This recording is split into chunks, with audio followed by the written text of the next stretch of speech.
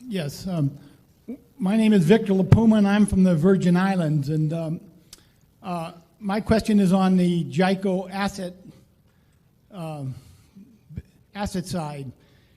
One of the things that makes Berkshire unique is the high percentage in equity as opposed to fixed assets. And GEICO, as of the end of the year, looked like a typical insurance company with 4 times the fixed assets as equity assets. And my question is, over time, will they have the same composite as Berkshire on the asset side? And the second part of that question is, how are the asset allocations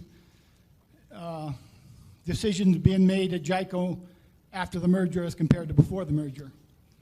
The decisions at GEICO, which, as you say, is about $5 billion of marketable securities, have been made and are being made and will be made by Lou Simpson. Lou has done a fabulous job of running the investments of GEICO since about 1979, and we're lucky to have him.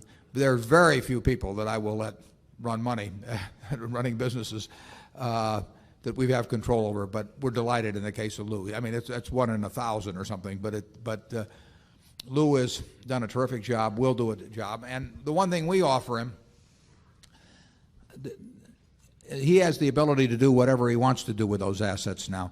He did not have that ability before GEICO became part of Berkshire, because at that time there were certain ratios that were necessary which were understandably necessary, that made sense. Where with GEICO as a standalone entity with its own net worth of $1.5 billion or $2 billion and doing $3 billion of business, it would have been inappropriate for him to take on a different configuration beyond a certain point in equities. So he was constrained by the nature of the business he was in and its capitalization. That constraint no longer applies. So he, with that $5 billion, can do whatever he wants. Now, if he does certain things, we would need to provide backup to GEICO so that their policyholders would be protected under the most adverse of circumstances. But that's no problem for us. We could do it by quota share reinsurance. We could do a lot of things. We could just guarantee their obligations.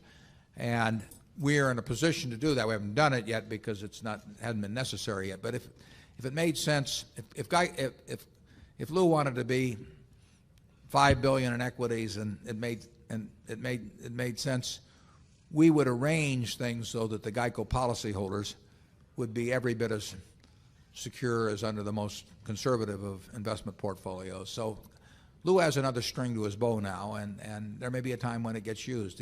He's been great under the old system, and he may be better under this system. That's a very shrewd question. You're to be complimented. That means it's something we thought about before, but you are to be complimented, right?